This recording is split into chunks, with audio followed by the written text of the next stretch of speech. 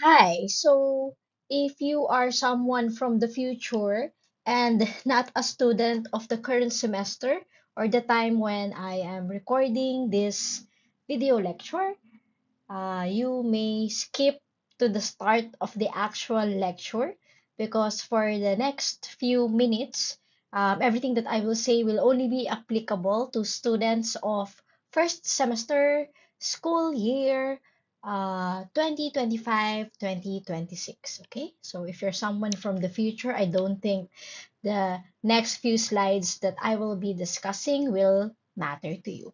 Otherwise, feel free to stay and listen to the announcements about our class schedule. Okay. So, as much as I would like to meet all of you guys synchronously and face to face, I think we have no choice.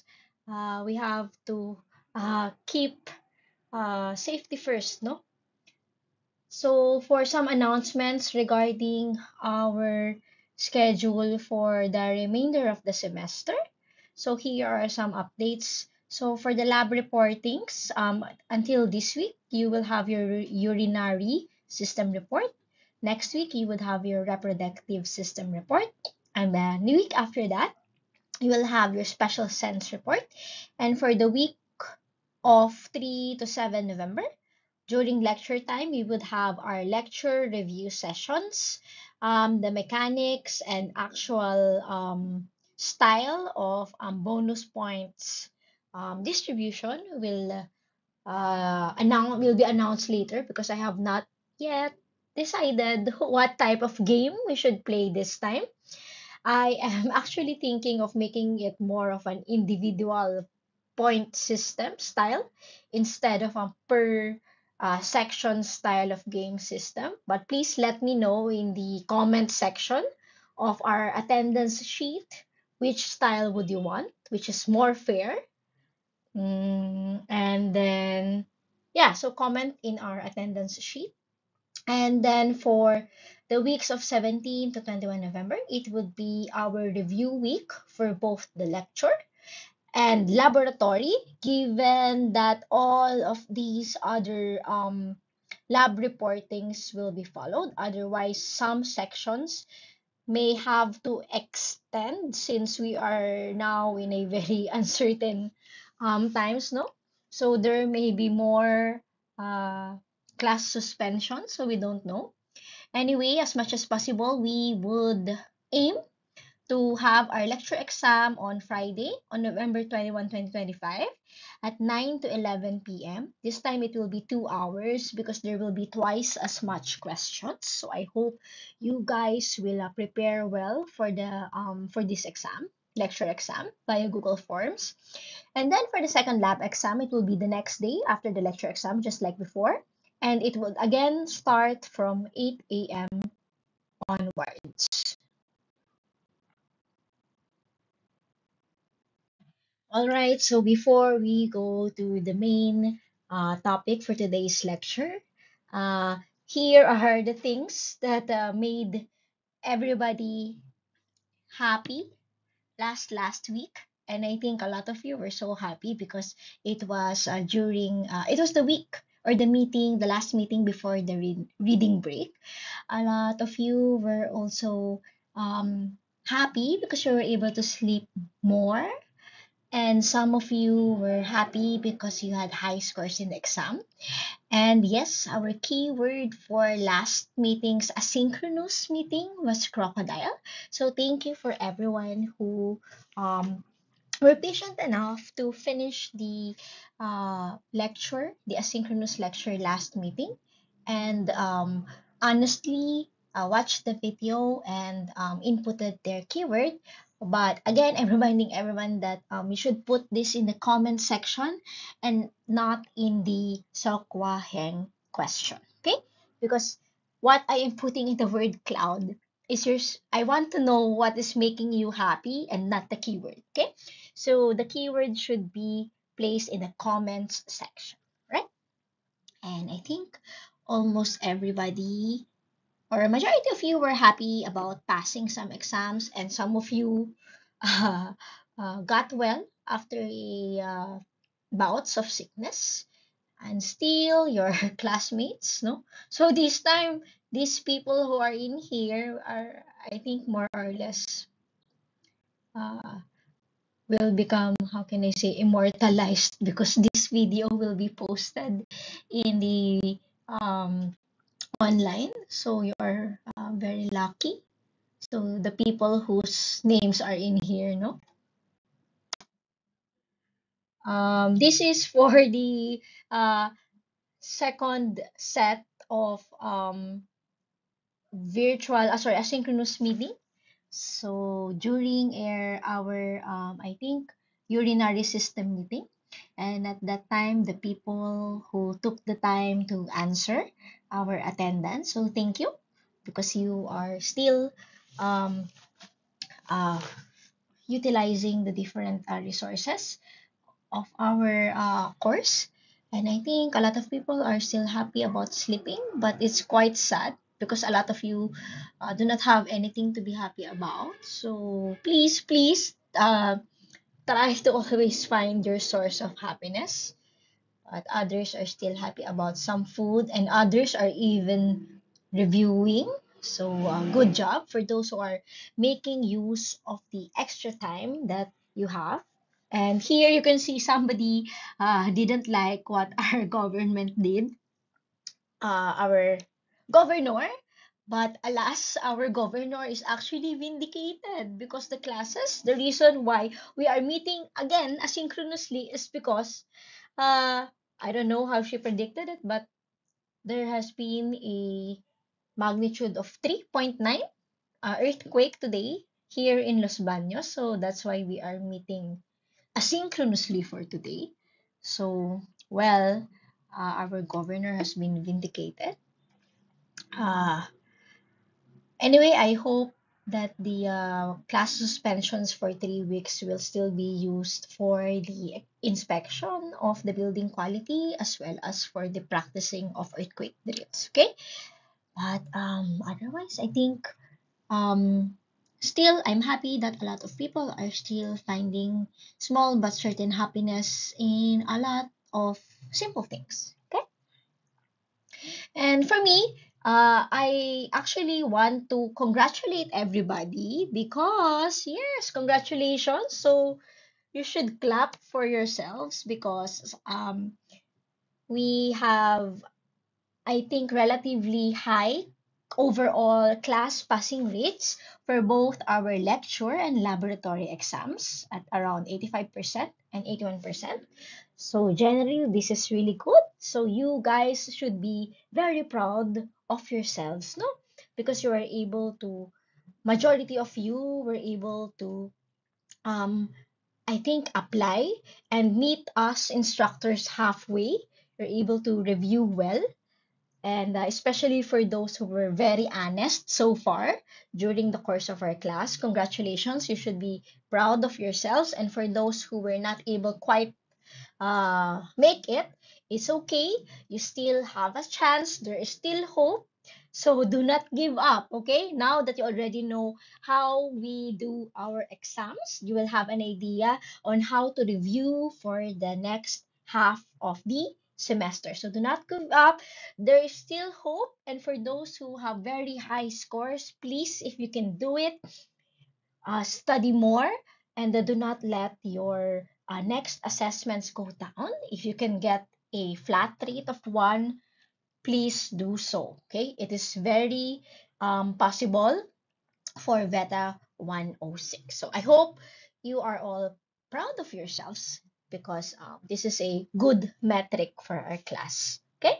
It would have been better if I was able to congratulate everybody face to face, but this is the second time that I actually edited this PPT. So previously, the classes were also suspended. So I think I should not postpone my congratulatory message for everybody anymore.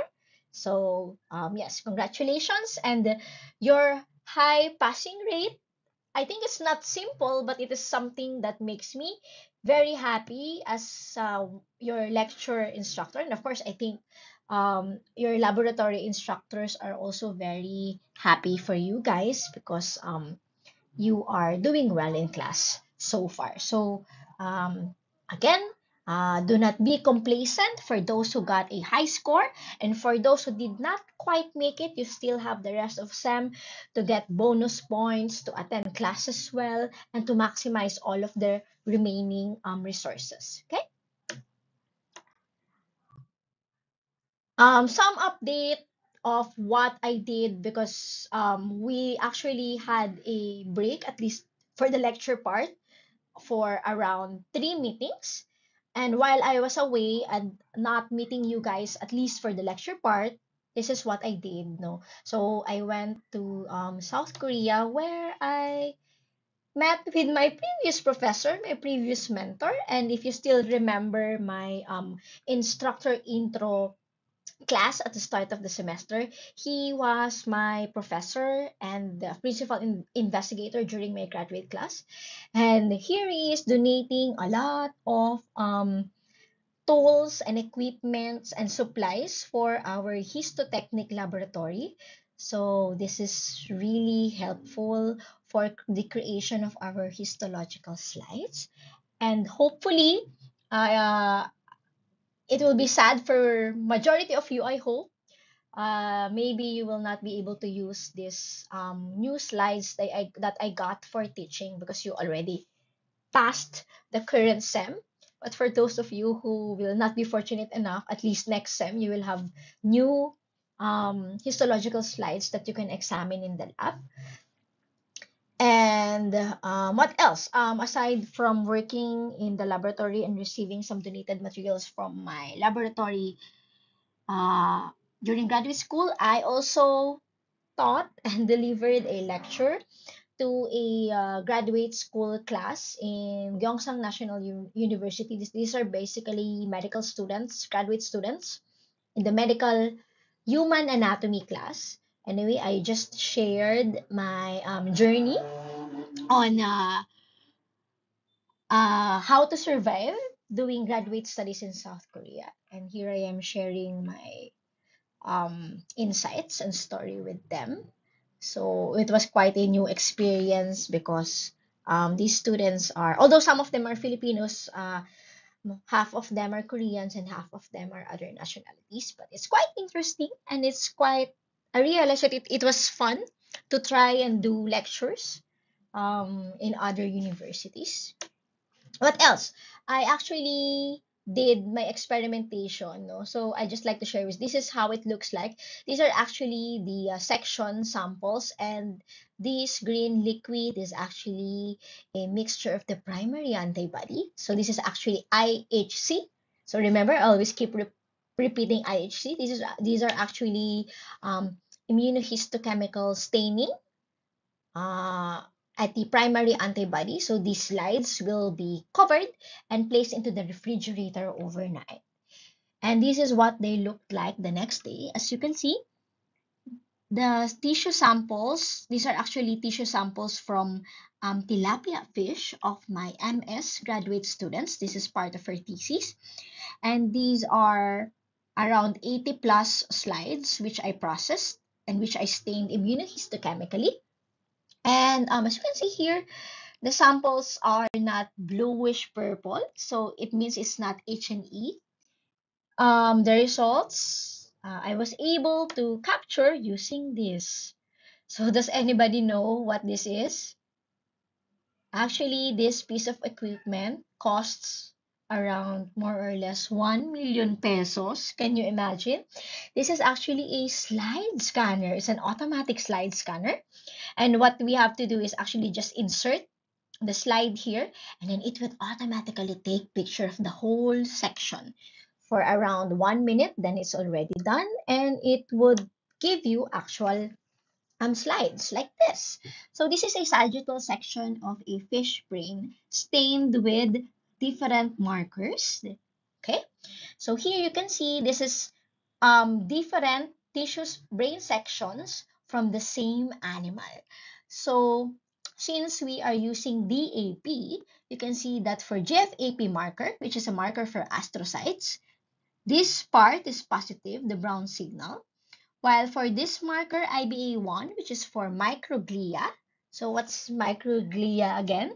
For those who know the answer, please add the answer in the comment section of the attendance sheet. Okay? And I will randomly select a few winners after a certain time point. Okay? So this is another marker again, IBA1. Then here we have double cortin. For double cortin, and then we have vimentin. So as you can see, different protein markers will yield uh, different localization in the brain, which means these different markers um, is localized or is found in different types of cells and in different areas of the brain. So a cool information about this the brain of the fish is that it doesn't have the differentiated subparts of the adult mammalian brain. So in the case of the fish, the areas are still named after its embryonic origin. For example, this is still, for example, the diencephalon, the telencephalon, etc. So again, um, these results makes me so happy because apparently no one is interested enough in investigating the brain samples of the fish. So I'm really happy because this is some kind of a new information. Nobody has still reported this type of immune signals in the brain of the fish. Okay. Anyway, moving forward. So for the things that was learned by everybody during the endocrine asynchronous uh, session. It seems like a lot of you really like the pituitary gland. And again, this is the keyword. Again, guys, you should be only putting the keyword in the comments section, okay? Not in the idea that struck you the most and not in the sokwaheng, okay? Just in the comments section, okay?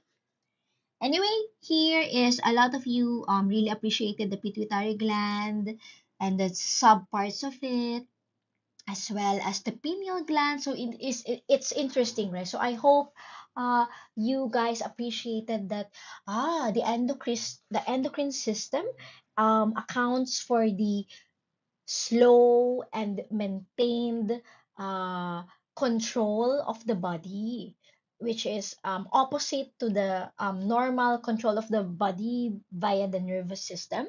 Although we learned that in essence, it is still the nervous system primarily which controls the pituitary gland, the main gland which controls other types of endocrine gland.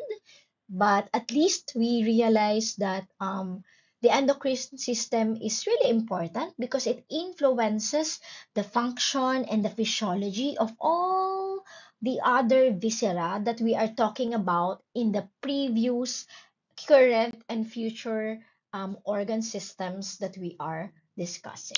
Okay?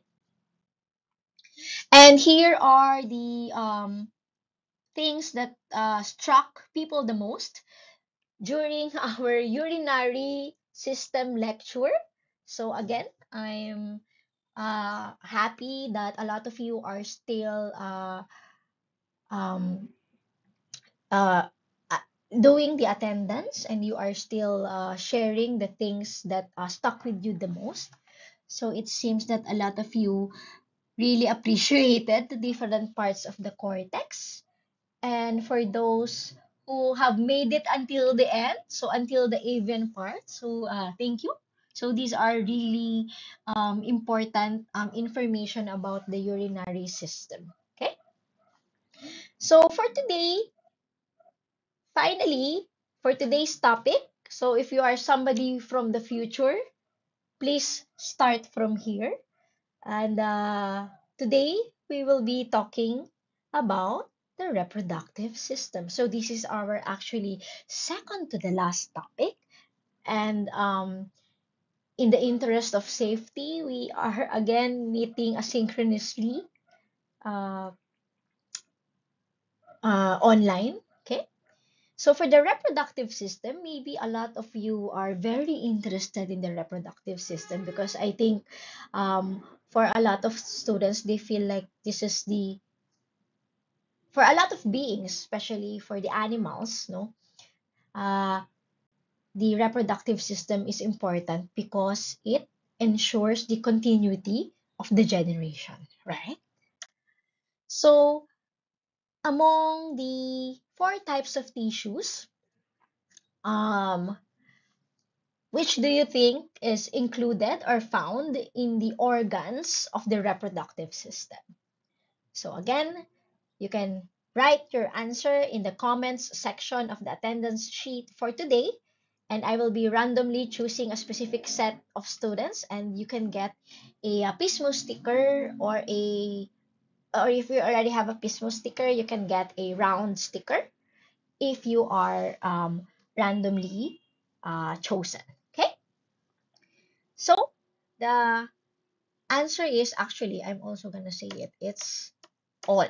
All types of tissues can be seen within the organs of the reproductive system. Okay, so what is the basic structure of the reproductive system? A key point for the reproductive system is that, of course, it differs between the male and female. Okay, but before we talk about that, which do you think among the two types of major categories of organs based on structure would the reproductive organs fall under?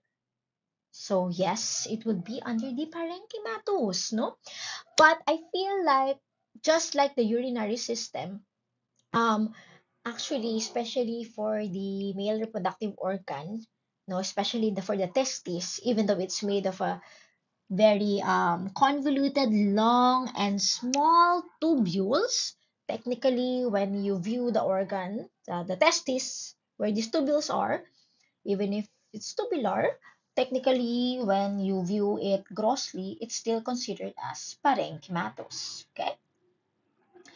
But for some parts, like in the female reproductive system, there will be organs that will be needing a big cavity at the center because you will need to what? It will need to house the offspring, di ba? During pregnancy.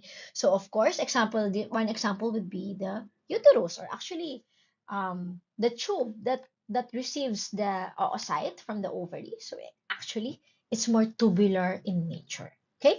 Although some parts of the male reproductive organs would also have a tube, because later we will know that the main purpose of the reproductive organ is to what? Make the um, spermatozoa and the egg cell meet each other. Okay, so they will need an organ that will produce them, and then an organ that will serve as a passageway for them to meet. Okay. Anyway, for the functions of the different reproductive organs within the male as well as the female system, these are the functions, and it's almost the same, right? The production, the sustenance, and the transport of. For the male, it would be your spermatozoa. For the female, it would be the eggs or the oocyte. And the different parts of the male reproductive organ responsible for this would be these organs. And then for the transfer, for the meet up, it will be this organ. And what's special about this organ or the penis is that it also serves as the exit passage of urine, not only sperm. Okay. Then in the female counterpart, you would have your ovaries that is responsible for these functions. And for these two function, the uterine tubes or and the fallopian tubes will be responsible for that. And for the development, for the fertilization and development of the zygote. Okay. So for the development of the zygote, it will be the uterus itself. Okay. And eventual cervix and the vagina. So how do the reproductive organs develop? So it's all basically uh, around the genital ridge. So primordial germ sex cells from the allantoic stalk will actually migrate and go near the genital ridge of the growing embryo. So here and here, where they will multiply and differentiate into different layers and parts of either the ovary or the testis, depending if the animal has the genetic makeup or genetic signals that will trigger it to become either male or female. So you would actually have your also the development of your mesonephric ducts and then mesonephric tubules and cords, and then you would also have your paramesonephric ducts, okay? And so as the animal is still in the early stages of the development, so this stage is common for both the male and the female. For the male counterpart, you can see here that the seminiferous cords are developing more, and you can see that the mesonephric duct is the one that is actually developing, while the paramesonephric, so para means beside, the duct that is beside the mesonephric duct will eventually regress and transform into a vestigial structure, so a ligament. And here that you can see that the seminiferous cords will eventually form into tubules. And here that you can see that these are the primordial cells which have turned into pre-spermatogonia. And here you can see the supporting Leydig cells, which are actually will produce hormones that will support the maturation of these sperm cells. Okay. For the female side of the story, um, instead of the tubules becoming more developed, it will be the cortical part that would develop more. And instead of the mesonephric duct, it would be the paramesonephric duct that will um, persist, while the mesonephric duct will eventually uh, degrade. So it's the opposite of your male development.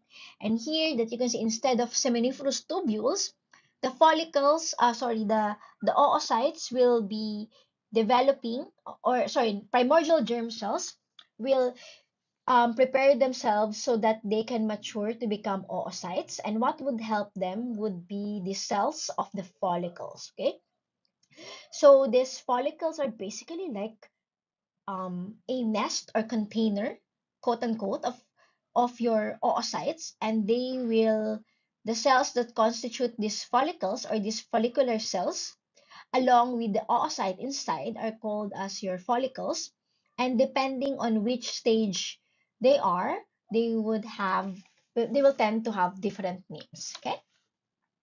So again, here you can see that in the female system, um, it is the sorry, in the male system, it is the mesonephric duct that persists here,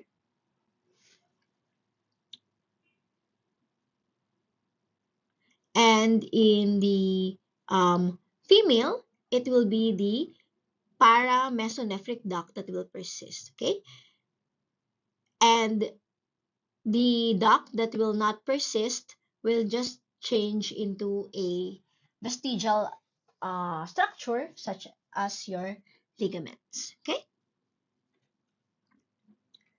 Again, here you can see that in the male story, the tubules will develop more. In the female story, the cortical part will develop more. And here, again, the mesonephric duct persists in the male, while the paramesonephric duct will persist in the female. It will eventually um, turn into the fallopian tube. In the case of the male, this will eventually turn into the vas deferens, in the epididymis, as well as the vas deferens of the male reproductive system. Okay, so for the parts of the reproductive system, so let's go into the male side of the story first. So the different organs or subparts that are included in the male system would be, of course, the testis, so the creator of the sperm. And of course, it would need a passageway in order to go out and meet the egg cell. So you would have to have your duct system. And of course, it would need the help of your accessory glands to produce secretions and substances that would help in the maturation and health and the viability of this spermatozoa. So it is alive and healthy and ready to meet the oocyte. And then of course we have the penis, which will actually be a serve as a tool so that the spermatozoa can go near where the oocyte is. So for the different parts that is included in the testis, you have this tunica albuginea, which is basically, again, what is tunica? It is some kind of sheath or covering, and albuginea means white. And the name of your tunica albuginea will change depending if it is infiltrating the deeper parts of the testis. So later we'll be talking about that. So since it is infiltrating the deeper parts of the testicular parenchyma, the testicular parenchyma will be divided into lobules, and these lobules will actually be composed of groups of contorted seminiferous tubules, and then eventually the seminiferous tubules will continue into the intratesticular ducts because the sperm that is produced in the seminiferous tubule will have to go out. So you would have your intratesticular ducts as well as your extratesticular ducts, which would have different names depending on where it is located. And here you can see that these two parts of the extratesticular ducts are actually subparts of your epididymis. So for some of you who are actually um, studying gross anatomy, maybe you have an idea of where this is already. And for the accessory glands, and then after the epididymis, you would have your vas deferens and then your urethra. And then you would have your accessory glands, which are also connected to the urethra, where they will meet the spermatozoa. You would have different types of accessory glands depending on the species, but these are the most common among the domestic animals. And for example, for vesicular gland, you would have a different name depending on the reference. And in the penis, you would also have different substructures or layers. You would have this um, corpora cavernosa or spongiosum. These are basically specific histological subparts of the erectile tissue, which I'm sure all of you know, or at least for the guys here, you know why this erectile tissue is needed, because for at least for those animals with a vascular type of penis, you will need this in order to achieve erection and to achieve intromission, because again, the goal of the reproductive system is to deliver the spermatozoa so it can meet the egg cell. Okay? And you have your glans penis. And these are the different types of epithelium that are found in each subpart. So you can see here that the most special one is the one that is in the seminiferous tubule. Later, we will see why it is special, and it's really different histologically. While for the rest of the remaining parts, you would see that it's basically from simple cuboidal columnar to pseudostratified columnar. And of course, for areas that would be connected to the urinary system, we would have your transitional epithelium, aka your urothelium, okay, which can actually change the shape of its cells depending on how much volume of fluid is passing through or is being carried by the organ that it is lining. Okay? So what's cool about the urethra is that the style of epithelium actually changes depending on which segment of the penis you can find the urethra. So the closer the urethral lining to the urinary bladder, the more it will resemble the transitional epithelium that is also found in the urinary bladder. And then it will change into pseudostratified columnar. And eventually, as the urethral lining is reaching the external environment, of course, it will change its lining epithelium, so it will be ready for external abrasive factors or mechanical damage. And the favorite epithelium for that would be your stratified squamous epithelium. Okay? And for the glands, you would have simple cuboidal and simple columnar again. Okay? For these other glands. Okay? So here we can see the reproductive organs from your carnivores and your ruminants, and you can see that depending on the species, so I hope the groups that are gonna be reporting on the reproductive system next week, you will be delving more into the differences in the parts and tissue composition of the different parts. So for example, here in the carnivore, and with dogs, you would have an os penis inside it. And then for ruminants, you would have longer penises and in more fibrous content. And here you can see that actually there's even a flexure system. Okay, but still, um, the key point is that the sperm has to be produced in the testicles, then eventually travel into the epididymis for maturation and for it to be stored before it will travel into the vas deferens and will collect additional nutrients from the prostate and other accessory glands before it can travel out into the penis, and hopefully it is inside the vagina where the sperm can finally swim and meet the oocyte in the infundibulum of the female uterus. So let's see the parts of the testicle area. So here you can see this is the testicle and this is the epididymis, the head and the body and the tail, and it's connected to the vas deferens. And here you can see the structures that I have discussed earlier. You would have your tunica vaginalis in the outer part, then the tunica albuginea in the inner part. So both of these structures would be composed of your irregular dense white fibrous connective tissue, meaning histologically they will be composed of a lot of collagen fibers. And then here you would have your seminiferous tubules that are folded. And then if the tubules become straight, it will be termed as rectus. So when you say rectus, it means straight. And then it will go into a net-like structure. That's why it's called the rete or reed testis. And eventually go into the efferent, ductuli efferentes, already a part of your epididymis.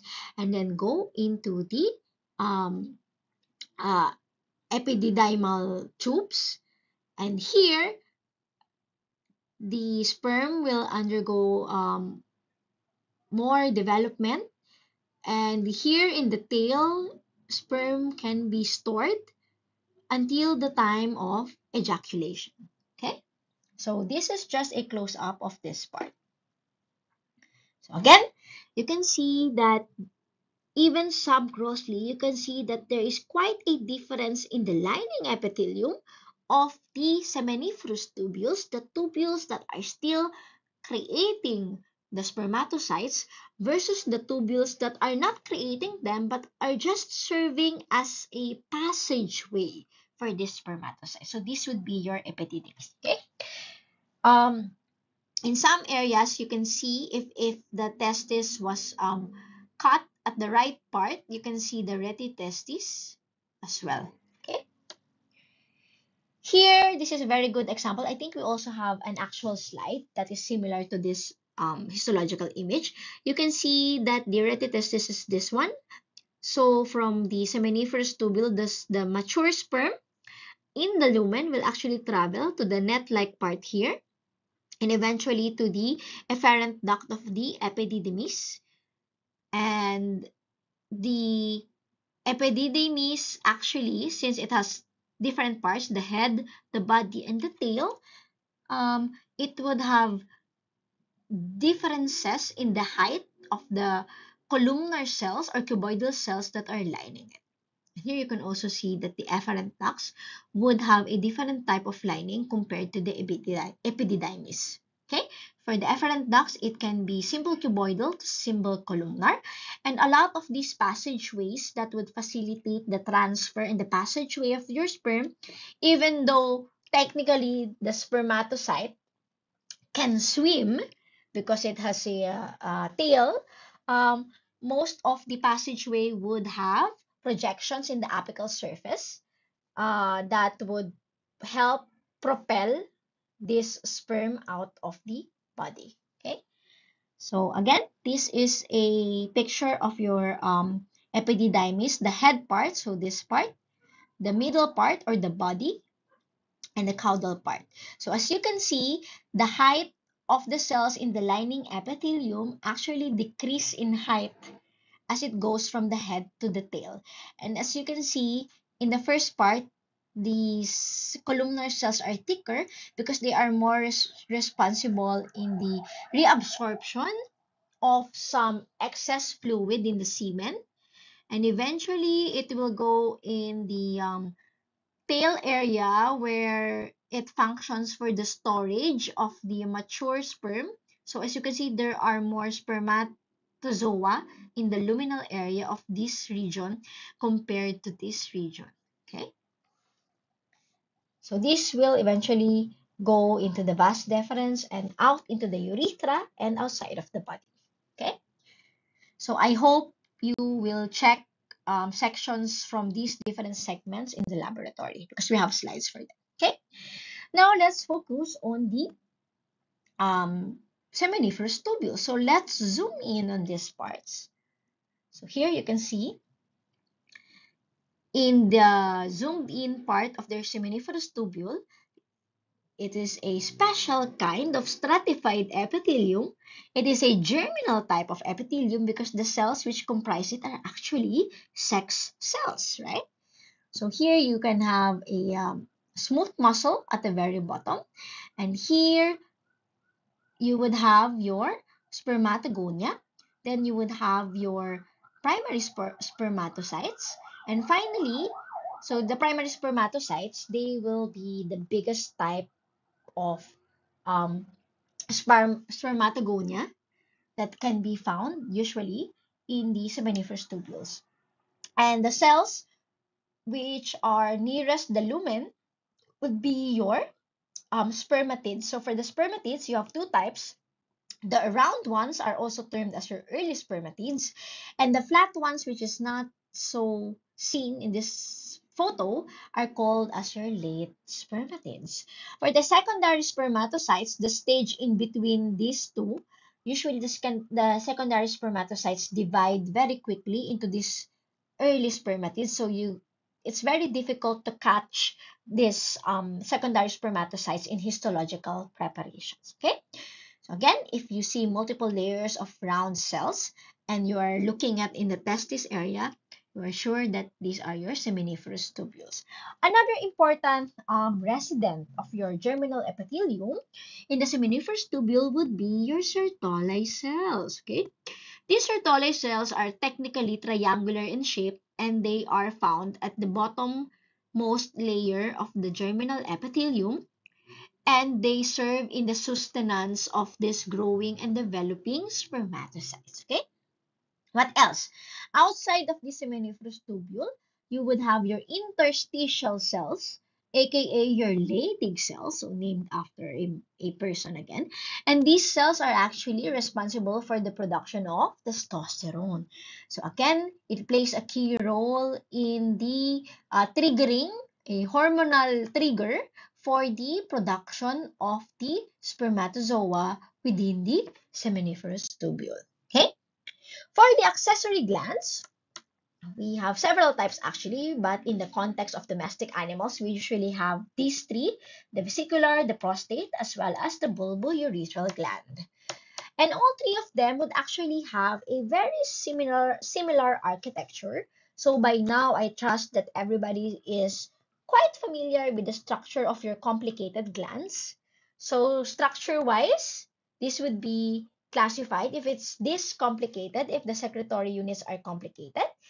we will usually classify this as what? As compound tubuloalveolar. Okay? And for the three types of glands, usually you would have a lining epithelium of either simple columnar or pseudostratified epithelium. So this may change depending on the specific gland as well as depending on the species. Again, you have to be very careful and please make sure to view actual slides in the lab because it's very easy to confuse this with the glands from the digestive system.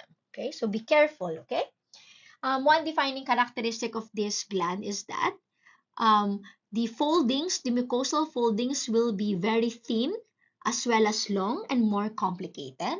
What else? They would have very evident secretions within the lumen, and the muscularis is really, really thick, and it would not have a very evident submucosal layer as what we can usually see in segments of the digestive system. Okay? Next, let's go to the penis. So we are little by little we are tracing the journey of a sperm from where it was created and where it is developing more and where it is getting more sustenance from secretions. And finally, it is ready to be ejected out. So how can be it ejected? It should pass the long urethra. And as what I have said earlier, it's not enough that it will be able to go out.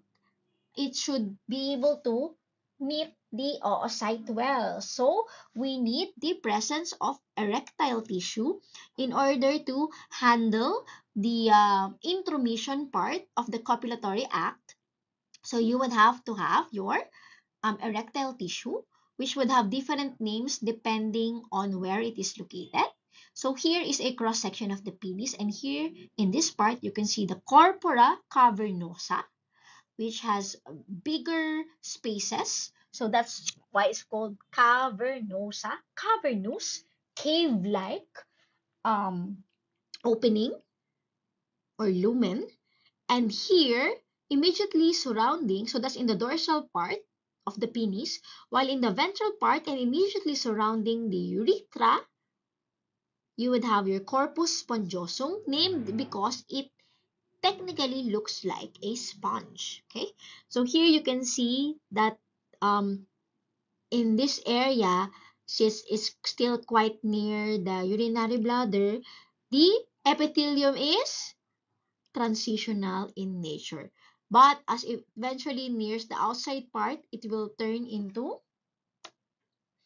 pseudostratified and eventually stratified squamous since it is very near to the outside part. So in the laboratory, we would have a lot of tissue sections at different levels. So try to identify based on the lining epithelium of the urethra in your penile sections which level it was collected. Okay? And also appreciate the different erectile tissues. Actually, majority of these erectile tissues is also best appreciated subgrossly. Okay, so very important, appreciate the different parts, especially the erectile tissue, as well as other tissue layers of our histological slide samples in the subgross level first, okay, before you view it under the microscope. Okay. Moving to the female reproductive system. So we already finished the story of the male and the spermatozoa journey. So it should meet the egg cell. So what's the story behind the egg cell or the oocyte? So in essence, the organs that would be responsible for the production, the maturation of these or the parts of the reproductive system that will be responsible for the maintenance of this oocyte, so they will be ready to receive the spermatozoa once they meet. You would have parts of the reproductive system that is found internally and externally. So just like your male reproductive system. Internally, you would have this. You would have your ovaries, uterine tubes, cervix, and uterus. and a little bit of the vagina. Externally, you would have your vulva, okay, and mammary glands, okay. So the mammary glands is quite special because it is best introduced, even though it's a type of gland, which is usually we talked about the different types of glands during the discussion of the glandular epithelium in Beta 105. But in the context of the reproductive system, the mammary glands is especially important, especially in the context of mammals. Okay. So for the different parts, for the ovaries or the organ of the female reproductive system, which is responsible for the production and the development of the egg cell, is divided into the outer cortex and inner medulla. And within this cortex, you would have, as what I said earlier, your egg cells will be placed inside follicles. So imagine these follicles as a container made up of follicular cells. And depending on the type of container or follicle, the name of the combination of the oocyte and follicle container will change. Okay, we will talk about this later more. So here are the different types from the youngest to the oldest, most immature to the mature. And then these follicles, these oocytes, while they are still in the follicular quote unquote containers, eventually they will need to be expelled out. So they need to be ovulated. Okay?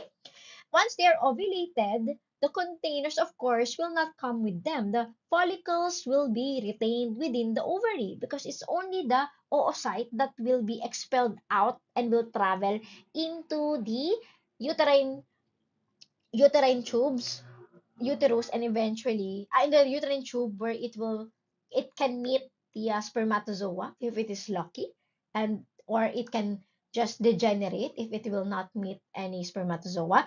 And in the case of humans, it will lead to the menstruation, or in the case of domestic animals, it would lead to the cessation of the estrous cycle. Okay.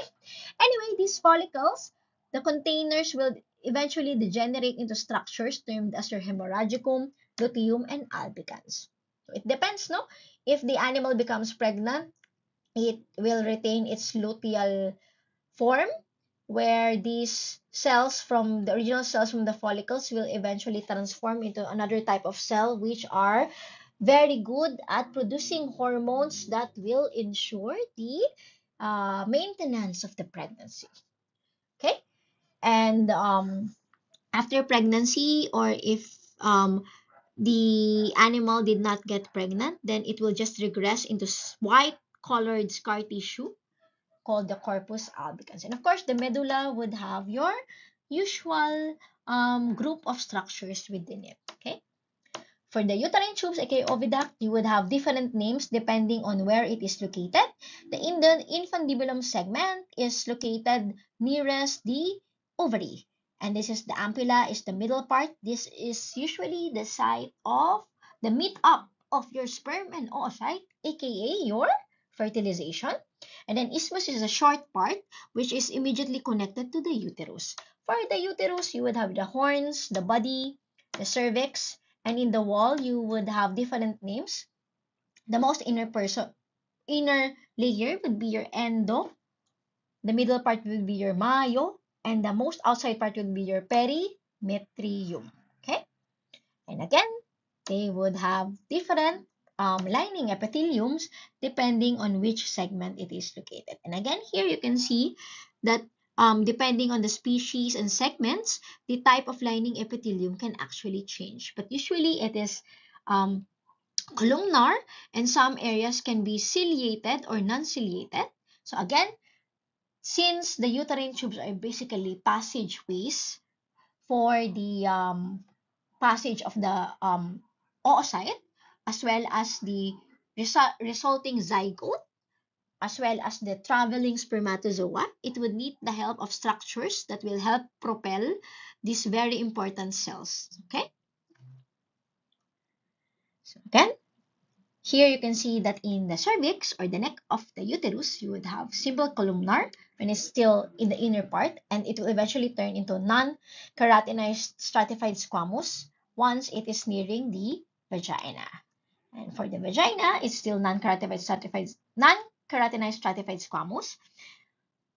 Since this area, as you can see, again, it's stratified squamous. Why? Because this is the area that is exposed to the mechanical um, effect of the penis, right? So again, it should be stratified and squamous because it is very susceptible to the mechanical forces of the penis, okay?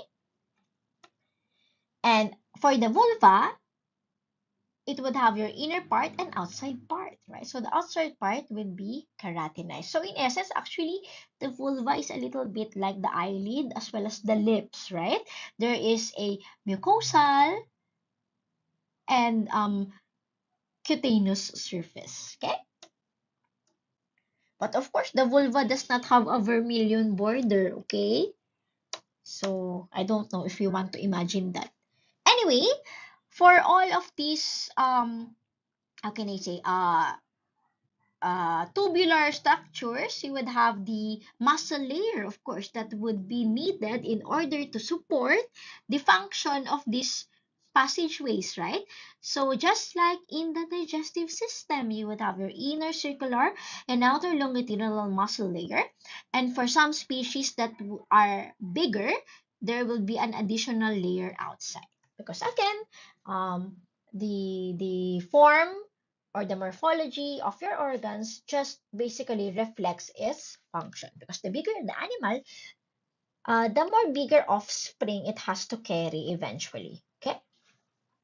For the mammary glands, it's basically a compound tubular alveolar gland, and its style of secretion is both apocrine and merocrine. It's divided into lobes. It has ducts because it is not an endocrine gland, right?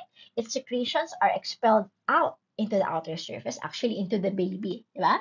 So you would have your secretory units, and of course, you would also have your myoepithelial cells, the cells which actually help the secretory structures to expel its contents. Okay? So for majority of the domestic animals, you would have a bicornuate, duplex, or um, uterines which would have horns, okay, highly developed uterine horns. And this is especially true because these species, they have multiple offsprings in one pregnancy cycle, right? So they would need a lot of space for multiple offspring. But for primates, such as us, humans, we don't have uterine horns because we usually only have one offspring, and we just need one central area. Okay, so it depends. And you will be reviewing more of these in your theriogenealogy class later on when you reach your higher level of courses. Okay, so again, for the ovaries, you can see that you will have all your oocytes here. Okay, and these oocytes would have different containers. Okay, and the oocyte plus the container is together, they are called as your follicle. Okay, so these different follicles will have different names depending on the nature, the shape of the cells, and how many layers it has, and the formation of other structures. Okay, so here you can see that just like in the testes, the more immature cells are nearer the edge of the organ, and as it is becoming more mature, it goes into the central area. But a key difference, this is very important, a key difference between the testes and the ovary is that the expulsion of the oocyte is on the outer edge and not in the central area. Remember in the testis story, there are tubes that will guide and serve as passageway into the central area of the testicle where it will travel into the epididymis and eventually into the vas deferens. So this is not the case in the female system. Okay, the oocytes are expelled out. Okay, and eventually it should travel into the uh, finger-like projections or fimbria of the oviduct. Okay. Here is another schematic diagram. So here you can see that the primordial follicle has the oocyte is only surrounded by one layer of lat follicular cells. And if the follicular cells become cuboidal and still one layer is called primary follicle. And then if the number of follicular cell layers becomes more than one, so two or more, it becomes technically a growing follicle. And this growing follicle will grow more because it will develop your antrum or this space here. And in the process of creating this fluid filled space, so the antrum is the space, and the follicular fluid inside is also termed as theca folliculi in the other references, but follicular fluid is enough. And since it developed this antrum, other structures such as your corona radiata and cumulus oophorus is also formed. Okay, so once you see this cavity inside, you can now call this follicle as your growing or antral follicle. Actually, from here to here, these different types of follicles are termed as your growing follicle. Okay, and then eventually, these will be expelled out, and the remaining follicular cells will transform into another type of cells. They will become luteal cells instead of granulosa cells. Their original name is granulosa cells while they are still in the part of your follicle. But once they expel the oocyte, so they don't have to take care of the oocyte anymore, but what they need to do is produce hormones that would ensure the maintenance of the pregnancy. If the animal does not get pregnant, then there's no need for the hormones. This structure, termed as your corpus luteum, will eventually regress into a scar-like tissue, which is termed as your corpus albicans. Okay? So again, here is an actual histological a photo of these different. So the primordial follicles are here. Primary follicles may be this one. And once it has multiple layers, it's already your tertiary or secondary, or to be more broad, growing follicle. And this will be your antral follicle because it has the presence of the cavity, the antrum, and it has the follicular fluid inside. And here you can see this, and this are your oocytes located in different containers or follicles. Okay. Here is another example of your primordial, primary, secondary, and growing follicles. And specifically, this will be your antral follicle because you have the formation of your antrum. Okay. And here you can see the oocyte, the primary oocyte, located at the center of each container, which changes its name depending on the shape and number of layers of follicular cells. Okay, so actually, different references would have different names for each follicle, but I think what's important is that you're able to recognize which one is the most immature and which one is mature and almost ready to release its oocyte. Okay. So here is an actual subgross photo of your corpus luteum. Luteum actually means yellow because the subgross color of this corpus luteum, this one is actually yellow. And then if it becomes scar tissue, you would have a white structure termed as your corpus albicans. So again, there is quite a difference between the two. And here you can see that in the central part of this developing corpus luteum, it has blood. So actually, before the corpus luteum, if there is a lot of blood here, you can still classify it as corpus hemorrhagicum because it has just finished the expulsion of its oocytes, so it's still bloody. And eventually, it will a little bit heal itself and focus on producing hormones. But after the hormone production is not needed anymore, um, it can it will transform into your corpus albicans. So albicans comes from the term albus. And for those of you who are familiar with Harry Potter, Professor Dumbledore's name is Albus because he has a white beard. So white corpus albicans. Okay? For the uterine story, so we finished the story of the ovary. Now we will talk about this part, the next step. Okay? We have in this area of the uterus, you would have basically three layers. You would have from the inner part, endometrium, and then the muscle part, you would have your myometrium, and the thin outermost part would be your perimetrium. And then your endometrium would have two layers, the functionalis part, which contains the uterine glands, and the basalis part, which do not contain as much uterine glands. It's here. Okay?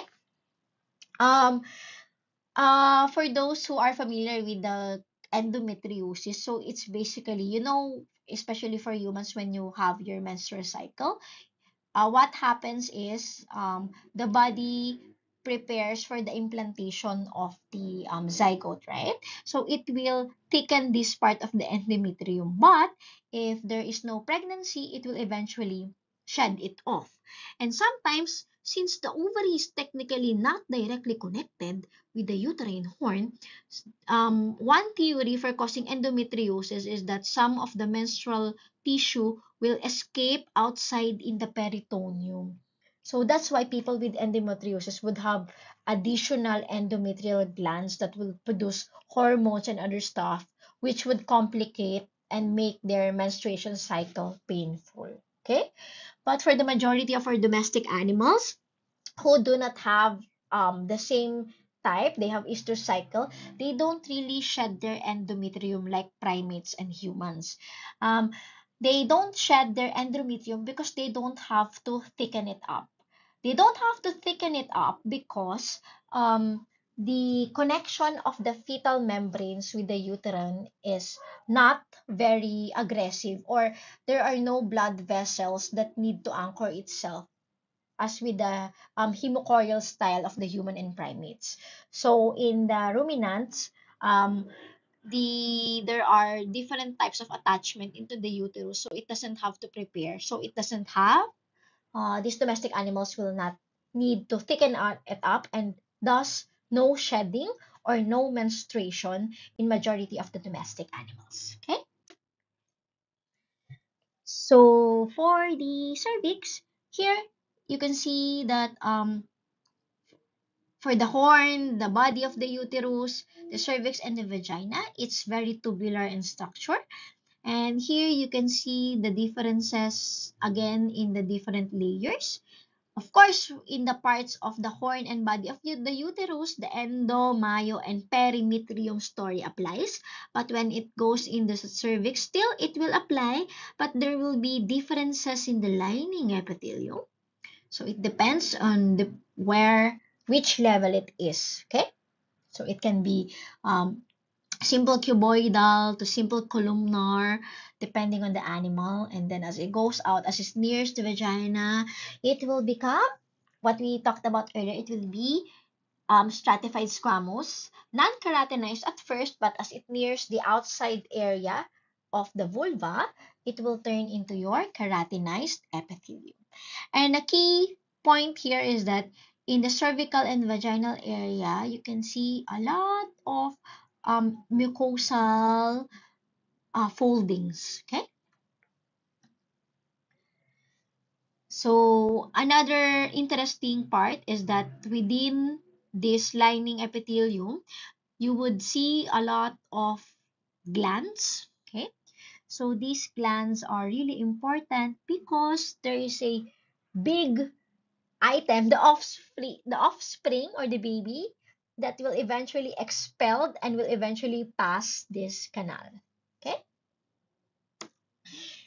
Here is one of my favorite book. One of it's not really a school or reference type of book, but it's really interesting for those who are interested in the story of the vagina. So as a feminist, sometimes I find that a lot of the explanation in the references and the descriptions has been about the male reproductive system, but the vagina story, it is not as well fleshed out. And recently, there are people who are fighting for equality, and this book actually reports a lot of interesting morphological characteristic of the vagina, not just for humans, but for other animals as well. So it's really interesting, and if you have time, this book is really interesting. Okay, so this is for the mammalian story. Next, we would have the avian story. For the avian story, basically, what's special about this is only the left side of the uterine tube develops while the right side will actually regress. So it has only one, the left side will be the one that will develop, and this time it changes its name. The uterus is now termed as the shell gland, and the eastmost is still the eastmost, and the ampulla is now termed as the magnum. And different levels would actually form the different layers surrounding the yolk of the egg. For example, the magnum will produce the egg white, and the eastmost will produce the egg membrane, and the shell gland will, coming from its name, produce the shell of your egg. So expect that since a lot of these segments are producing something, we expect what? We expect a lot of glands in the mucosa of these different segments. Okay. What else? The follicles of your avian species is very, very different from that of your mammalian species. As you can see here, there are really quite a huge differences between the sizes, depending if it is still immature versus mature. The naming system is almost the same, but quite tricky to differentiate between one another.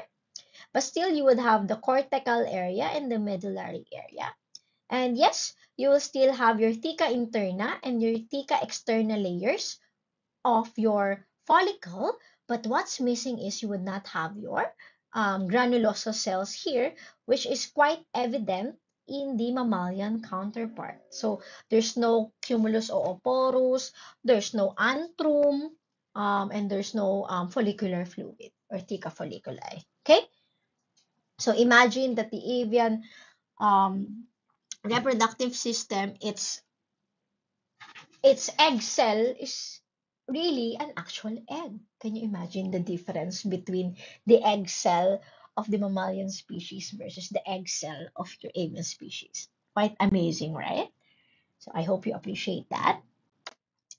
And for the mammary glands, again, this is a complicated type of gland, and you can see it's very tortuous, very complicated. So it's a compound tubule alveolar type of gland, and as what we said earlier, it has your secretory units and the ducts that is would be the passageway of the milk secretions. In some references, they will term it as your lactiferous duct system because lactin refers to the milk. And in inactive mammary glands, there would be more of the stroma or connective tissue, while for the active type of mammary gland, the one that is actually producing milk, you would have more secretory units and you would see the presence of these apical blebs. So if you still remember these apical blebs, these are the actual secretions of your apocrine type of secretory units. So actually for the mammary gland, some secretory units will be apocrine in nature. If it's apocrine and it has apical blebs, this actually accounts for the lipid part of the milk, while secretory units which do not have apical blebs would usually produce the protein part of the milk through eccrine secretion, or merocrine secretion, wherein no part of the cell is actually expelled with the secretions. Unlike this one, the apical part is included. Okay, so the mixture of both the lipid and protein components will give rise to the milk. So histologically, This milk, the pink stuff inside the lumen and the ducts, would be your corpora amylacea. So again, try to view actual slides in the laboratory and try to identify is an inactive or active type of mammary gland, and try to see what is the difference between the mammary gland versus the accessory glands of the male reproductive system, because it kind of looks the same, right? They look like your prostate gland, your seminal vesicles, etc. So try to differentiate between these accessory glands. Okay, so that is all for the reproductive system.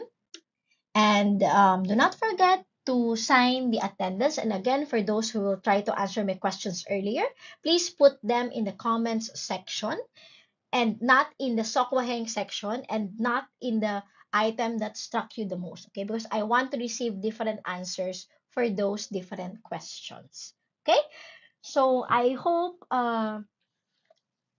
we can finally see each other in the next remaining topic. Otherwise, we'll be seeing each other asynchronously online.